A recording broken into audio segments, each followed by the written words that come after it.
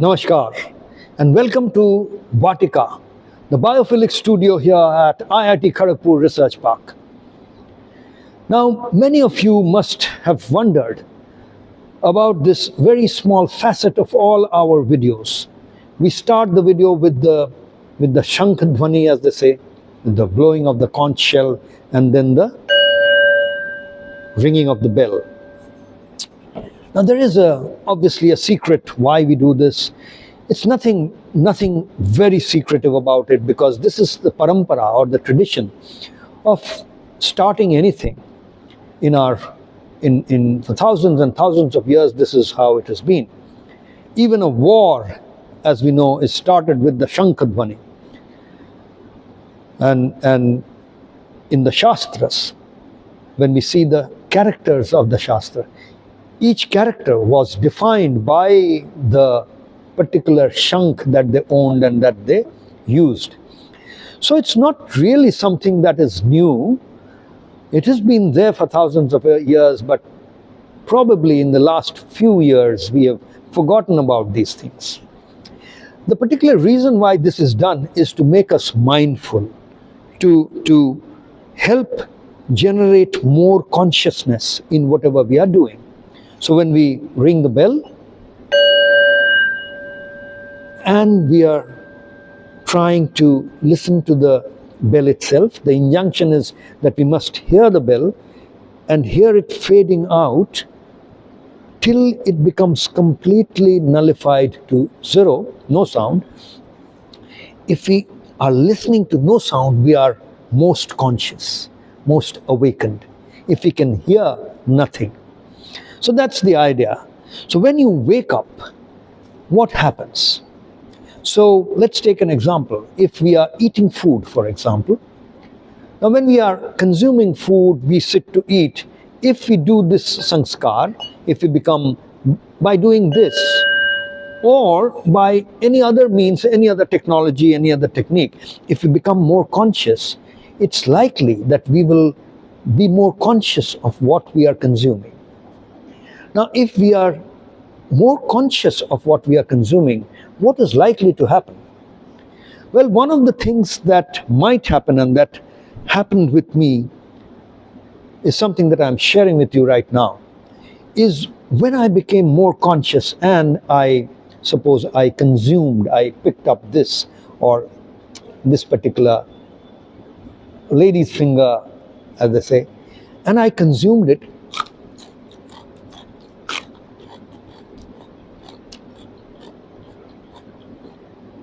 When I consumed it consciously, not just while shooting a video or while talking to someone, but I really was conscious about what I was consuming, what I was eating, I realized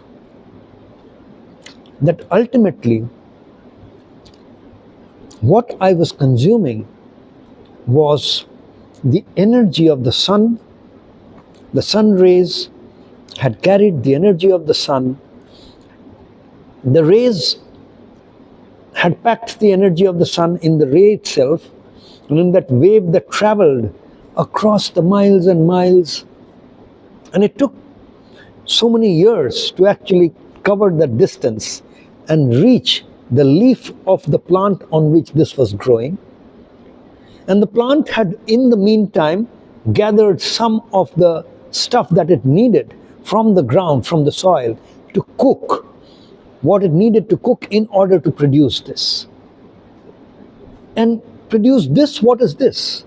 So when I'm conscious about this, then I suddenly realize that this is nothing but packaged sunlight. Not light, but sun rays. Not even sun rays, but packaged energy from the sun, which is what I am consuming in order to use it for the work that I will do.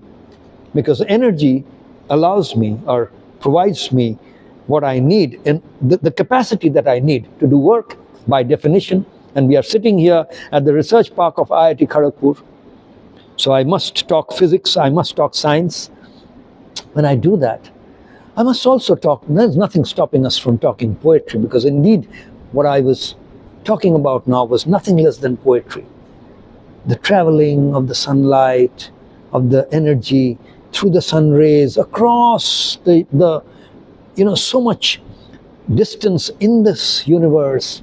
It traverses this. It doesn't know that, or maybe it knows that it will one day empower this speech, this talk that I am using, the energy that I need to talk, to record this video is coming from the food that I ate. And the food got that energy from the rays of the sun. And the plant that made it happen was empowered to do that packaging exercise to create a packet of energy. Now, why do I say all this?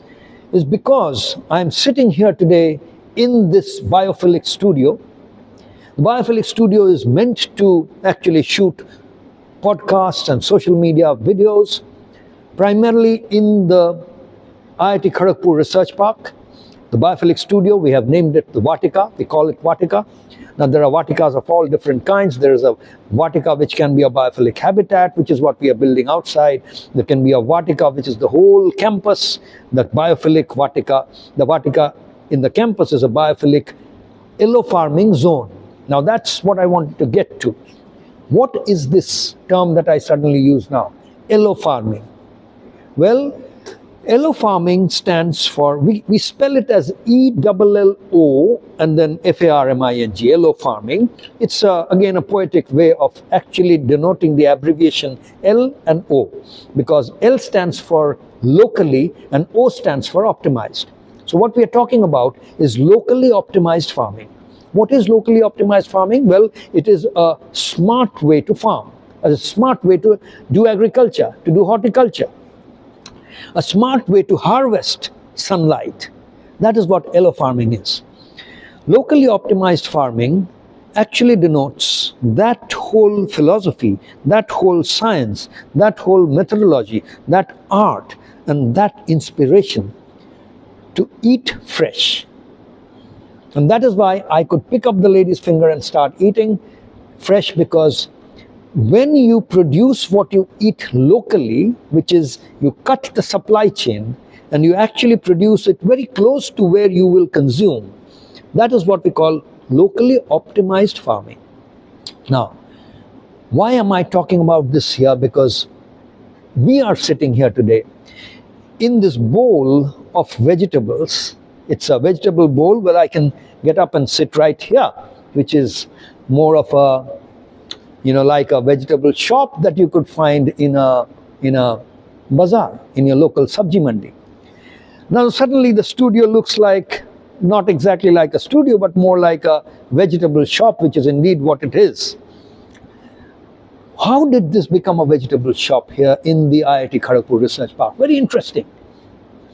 A vegetable shop at the reception of IIT Kharagpur Research Park? Well, it is not a vegetable shop as such. It is a biophilic studio, which is a fancy name. But in the biophilic studio, what we have set up here is a vegetable shop. And where has this vegetable come from? It has come from the yellow farming experiments that we have done at the research park in the last 3 months. Let's get back to the beginning of the story. Cut to a few months back when Professor Pathak used to be the professor in charge of this particular research park. He was very passionate about this whole mission that we had undertaken, this initiative about bringing biophilia into our lives. Now this whole initiative, biophilic initiative, also very closely connected with mission LiFE. Now I'm just segueing into a little earlier time, really where the story needs to be picked up from. Well, if you want, you can pick it up all the way from where that sunlight started, or that ray or the sun energy started its journey. But that would be several light years away. But right now, we are going back to 2021, when the Prime Minister of our country, Narendra Modi ji, as we know, he had announced in Glasgow. He was there for COP26, COP26, which was a convention for bringing all the major world leaders on the issue of climate change and environmentalism and all that. Now, in that session, in that conference, he had announced about this very unique program called Mission LiFE. Now, LiFE here was an acronym for Lifestyle for Environment. So LiFE is written as capital L and small I, which stands for life, and F is for and E is for environment. So it really stands for Lifestyle for Environment. So life is not just life the way as we use the term, but it stands for Lifestyle for Environment. So he coined that term and set it out for everyone to follow. And then he had said that the objective of Mission LiFE was to bring or to help to propagate or create a global movement about lifestyles which espouses or embraces environment-friendly or pro-planet people. That's the exact term that he had used. How can we produce or get more pro-planet people instead of anti-planet, pro-planet people? So that was the objective, and the targets were set. He said 1 billion pro-planet people.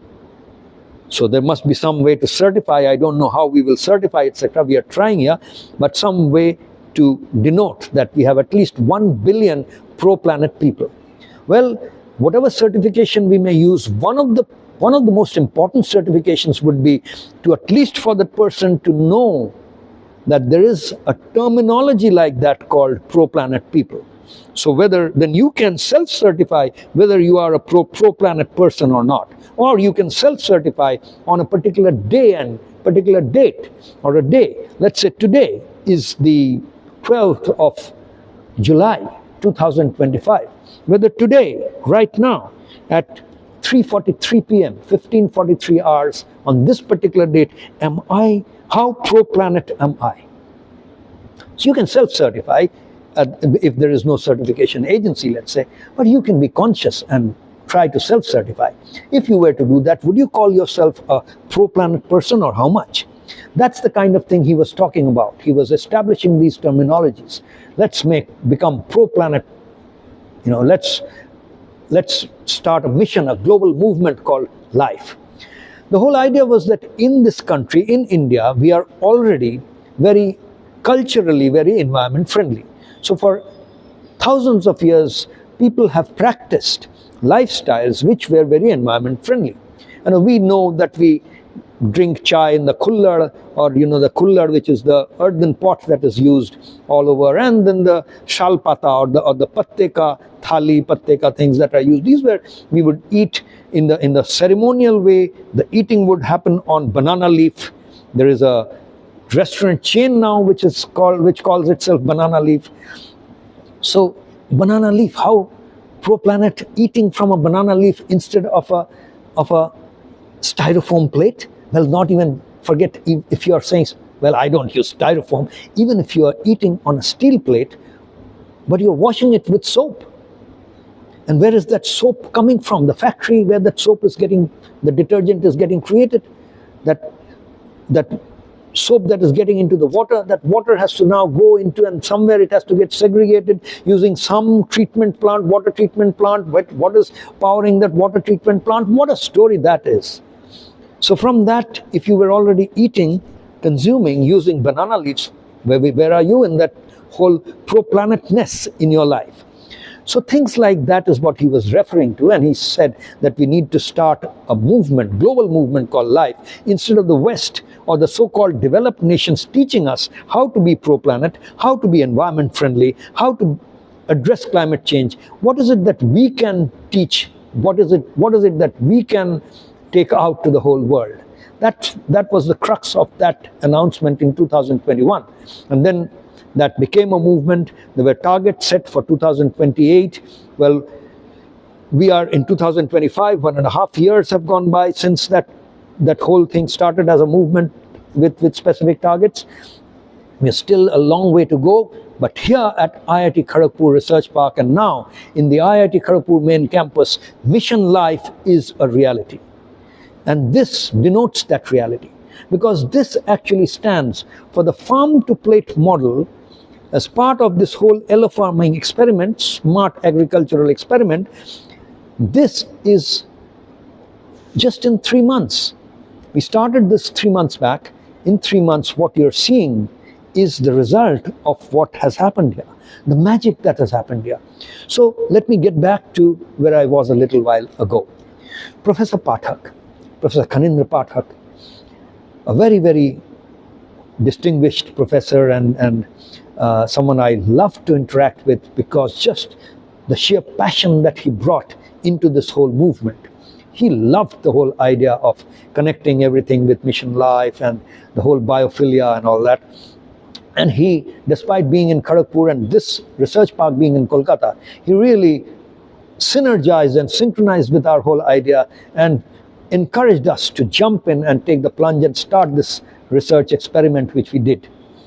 So 3 months back, on 25th of March, really, all the paperwork was done. It's IIT, as you know, is a government-run organization, so there has to be a certain amount of bureaucracy built into it, inevitable.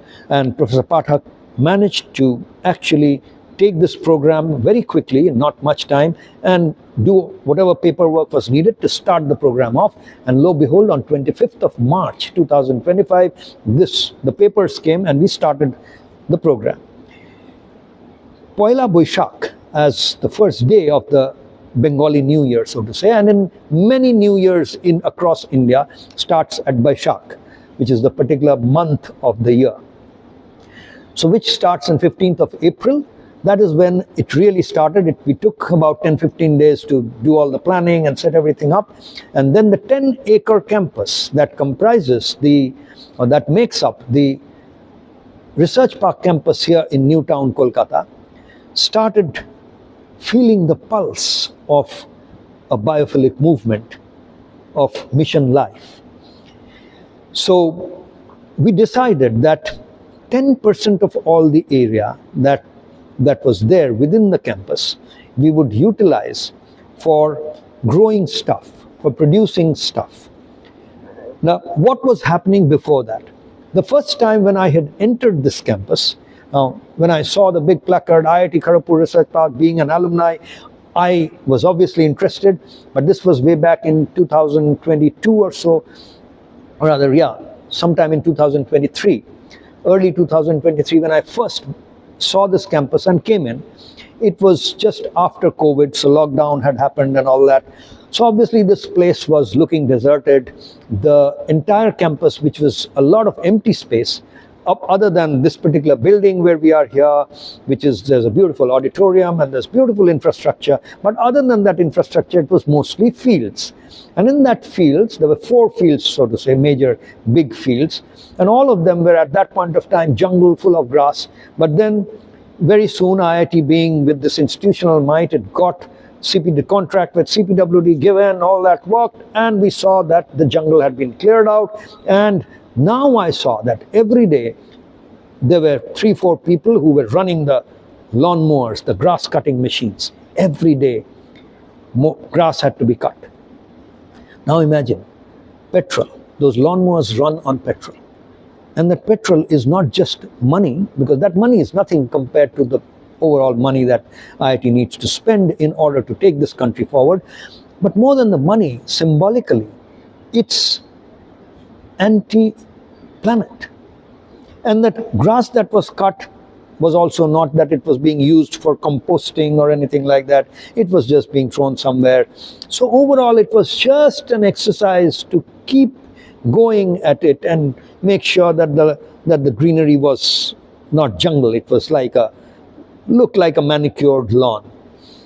Just to do that, the amount of money that was being spent, so Professor Pathak and I, we sat and decided that what could we do alternatively. So we said that first of all, we will spend a fraction of that money on maintaining this whole place, and even the money that was used in order to just cut the grass, we will utilize a part of it for growing stuff that we can consume. So then everything started, as I said, by Poila Boishakh, which was 15th of April. We had all the plans ready. We decided, we marked the areas properly. The team got into play. The whole Karmiyog team jumped in, and we got the tractors in. It was, I must tell you, it was the heat of summer. And during the heat of summer, it's not easy to take on a job like this. I would have loved to start this experiment during the onset of winter, because that's the time you love to be outdoors. That's the time the vegetables grow and the flowers bloom. And summer is the time which is the cursed time for starting on a project like this. But, lo and behold, that was it when it all came together. So we started. Obviously, it was not easy. It was difficult because water was not easy to get. You had to do whatever watering you had to do twice a day. So we had to set up plans for doing wastewater management. There was a lot of wastewater available here. There wasn't any big pond or anything, so we had to create small ponds. And that because for a long time this was parched, it was summer, so we had to really create artificial small ponds in which we collected the water which we would use. So it was recycled wastewater that we were using initially for preparing the land, because the land was also parched and a lot of grass. So even though you run the lawnmower every day, so the grass is cut, but the roots have gone deep inside. Now anything that you do in order to do farming, the deep roots have to be taken out in order to prepare the land. And for that, you have to wet the land, you have to put the tractor. So we tried using tillers, which were simpler mechanism, simpler equipment to do this. It didn't work. So we had to bring in the tractors. And the tractor first, we created the beds. So only the periphery, we decided to use only the periphery of the land that was available for this experiment, 3-month experiment. Because the paper was on for 3 months, we would do this experiment and we would have to show that what was the result. So planning was done. 41 beds were earmarked, properly measured, and we decided what we would do. Now, if it was winter time, we would have a lot of choice. But during the summer, we know very few vegetables grow. And also, mind you, most of the summer vegetables grow on creepers. So for example, this one, which we call borboti, or this lau, gourd it is called in English. There's different varieties of lau, watermelon, karela, and not the lady's finger, but what we have here is cucumber, jhinge. Most of what you're seeing here, all of this actually grows on creepers. Now, we know that in order to properly get the harvest from these creepers, we need what is called macha, which is just kind of scaffolding, a small scaffolding kind of thing which is created so that the creepers can kind of go around it and get all the sunlight, and so that the produce or the vegetables don't just languish on the ground kind of thing. But in this case, what we decided is that we would use the scaffolding, which are much bigger scaffolding, the ones that you can see probably in the video are bigger ones, because that cost us a little more. But the whole idea was that this is IIT Kharagpur Research Park. This is aspirational for this country, for this nation, for society. So when children come here, and this is a place where there is an auditorium, and this is a place which is not just for sitting inside the glass room and elitist research, but also for outreach and taking the message of science and technology and research out to the masses, out to the growing population. So we intended that at some point of time we would have visits from children in the auditorium. We would have programs where we would do outreach programs to take the message out to the whole world. So when children would come, instead of sitting in the auditorium and listening to theory, what if they could actually walk in a vegetable forest, which means a tunnel made up of vegetables, where the vegetables are hanging, just like in a cave. They would see stalactites, stalagmites and all that. How many children growing up in the best, or studying in the best, most elite, most expensive school in the best of metro cities get a chance to actually learn whether this grows in a creeper or whether this grows in a big tree. Now, having done that, we knew that if the children got a chance, or why just children, elderly, senior, everyone who's not seen where this grows.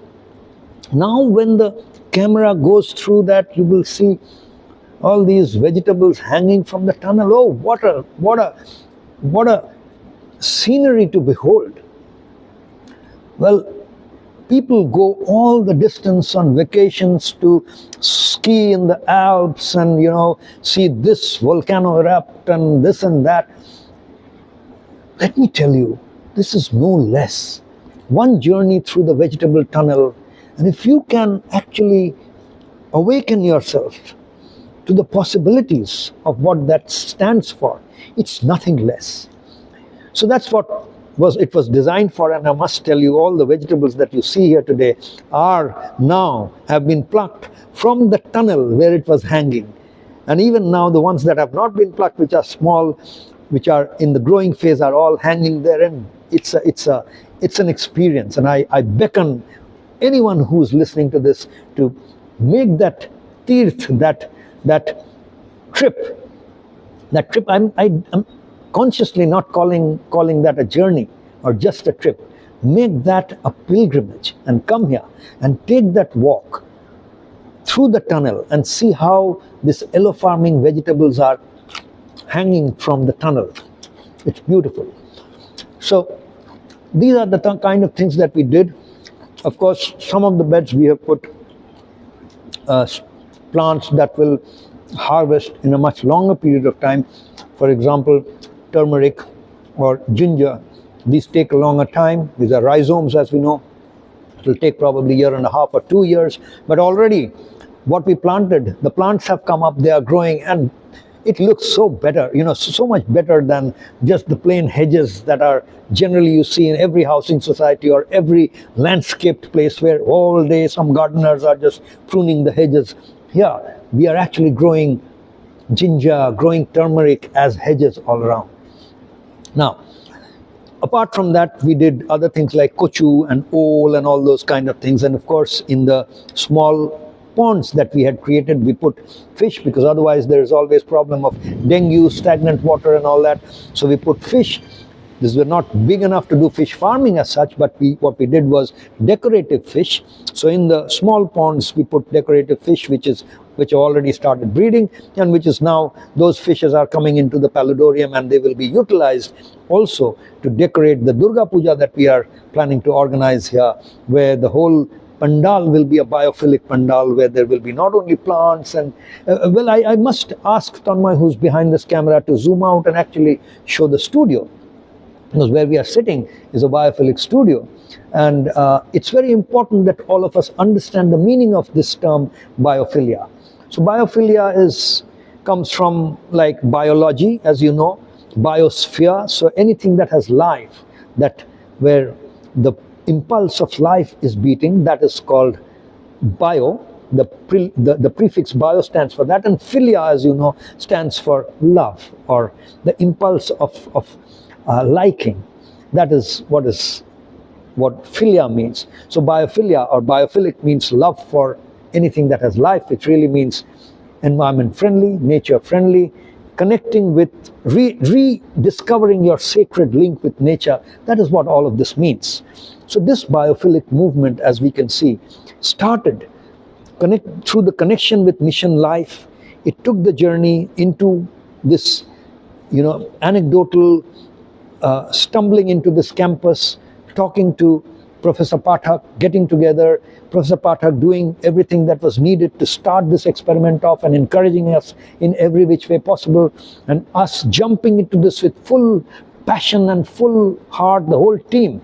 Well, you may think that because I am speaking, you may think that I am the one who's doing all this, but actually there's a big team, and it's their effort, their talent. It was, as I said, peak of summer, and during summer it's not easy to work in the afternoon in the sun, so they would start right early in the morning. As you know, at Karmyog we start the day at sunrise, exactly at when the sun rises. So the shankh blows and the national anthem happens and the team gets to work. So they would work before and finish their work before the sun really became hot, and again in the afternoon, late afternoon, they would work.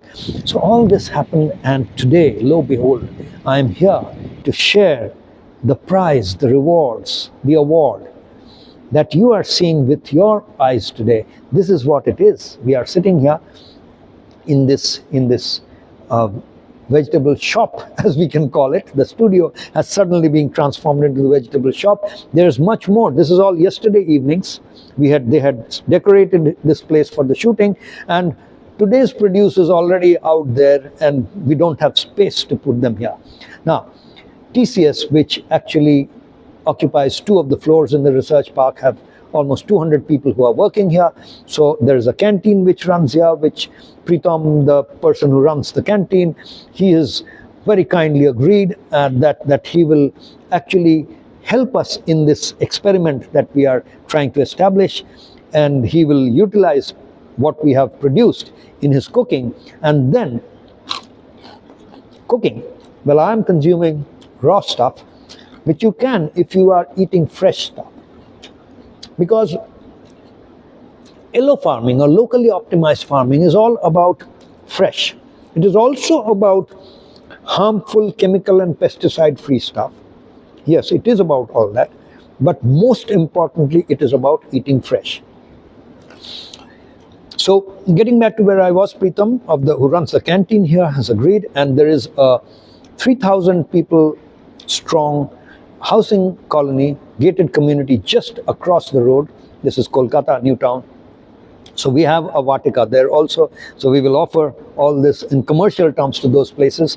The idea is that, first of all, we are able to do the maintenance at a fraction of the cost of the maintenance that was being done earlier.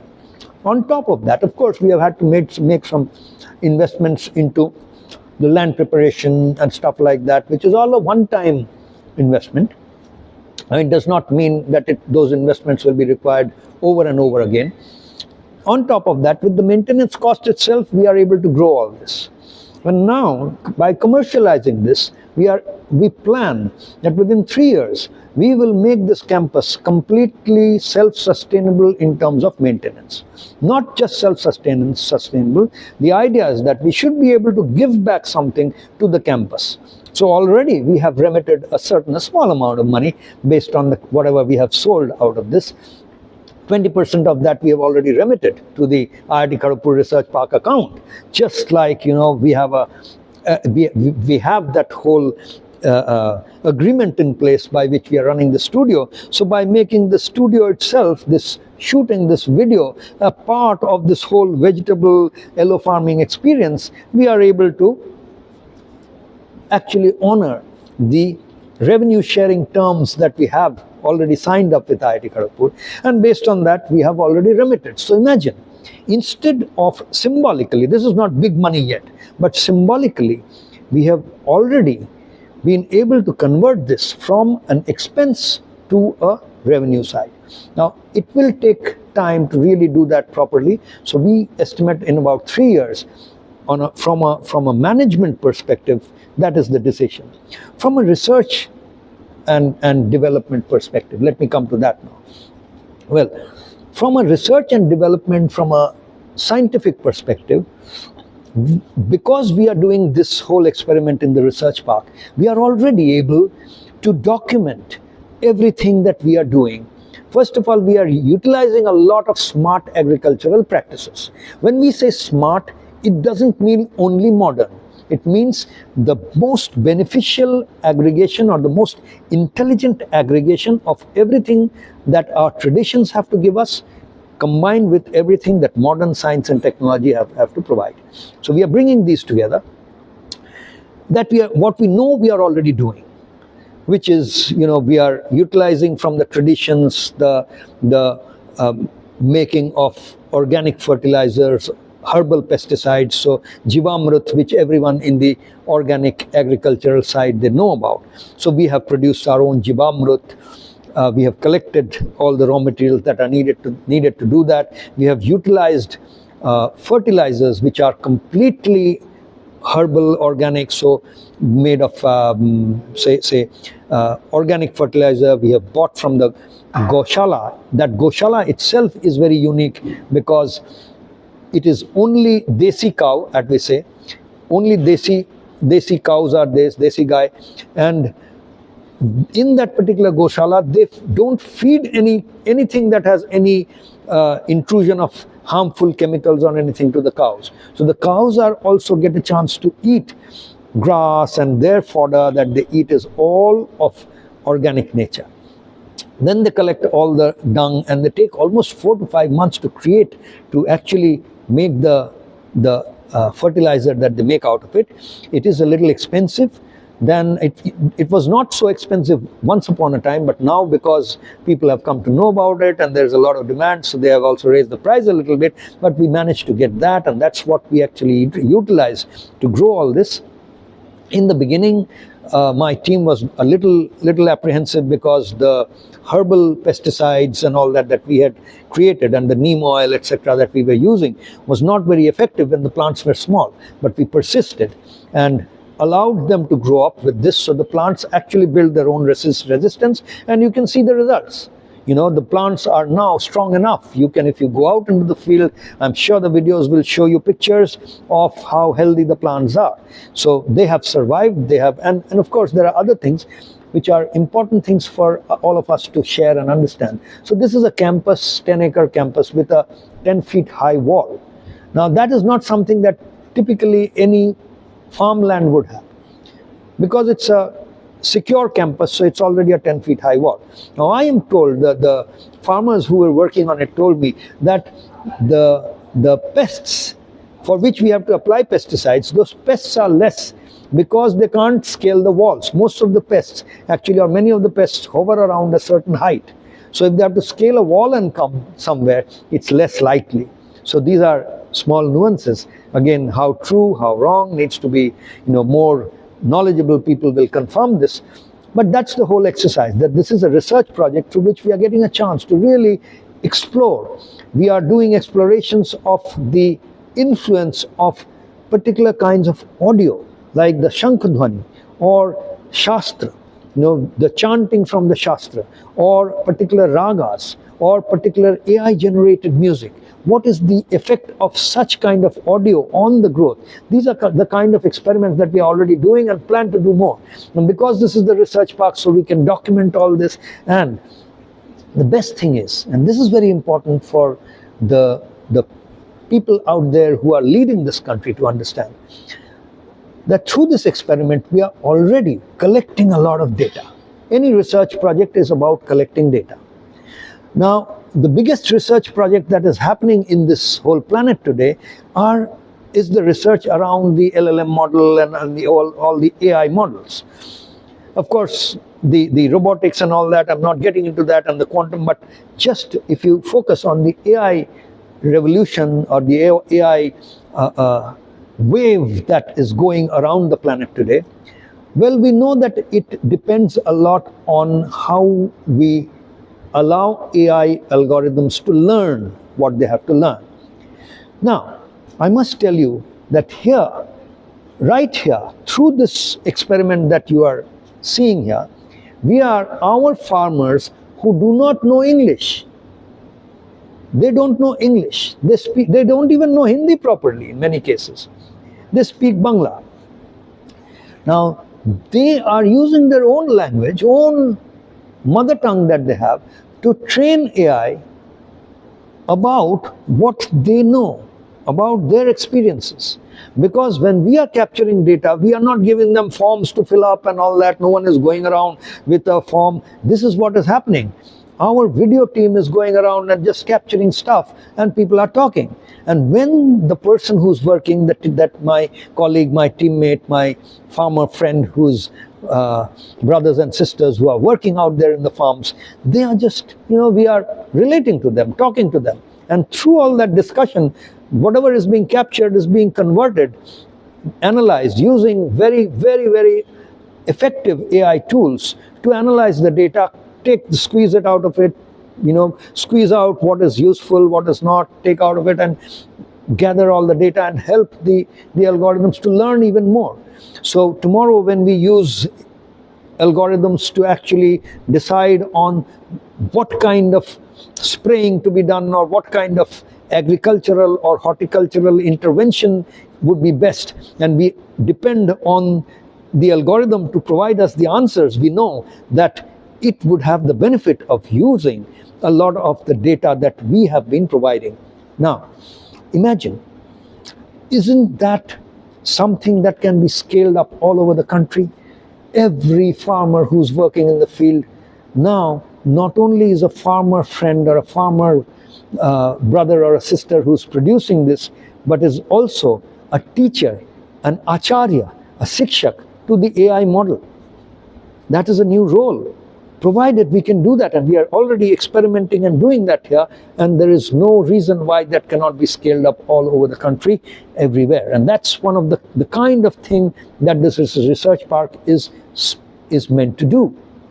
And indeed, under the mission LiFE and part of the whole Biophilic initiative, we are incubating startups. We are in the process of starting off incubation of startups and all that to really get into this. But coming back from that into the brass tacks is, here we are sitting here with all this produce, packaged energy from the sun, waiting for you to get mesmerized, to celebrate the best that nature can offer to you through these experiments. Doesn't require the great cognitive intelligence or cognitive power that people who get into IIT or the stakeholders in the IIT system pride themselves for. Just a bit of common sense, idle spaces, and that's the message of this video. How many of you are sitting on a chair which gives you decision-making power to make decisions? If you are sitting on a chair where you have the decision-making power about a factory, about a residential complex, about your terrace, about your rooftop, about a balcony, about your backyard, about a park, about a public space where all that you need is sunlight coming. You don't even need a lot of earth or soil, because with all smart agricultural practices, all that can be taken care of easily, and we are doing that in yellow farming. So as long as you have access to sunlight and you have space, if you can make these decisions to become a little smarter, allow yellow farming to come in and allow these plants to harvest sunlight and sun energy and package it for you and provide it to you without the layer of pesticide, harmful chemicals or pesticide, and fresh, how good would that be? And along with that, all the collateral benefits of letting this inspire the whole new generation to become more nature friendly, to become more pro-planet, to rediscover their sacred link with nature.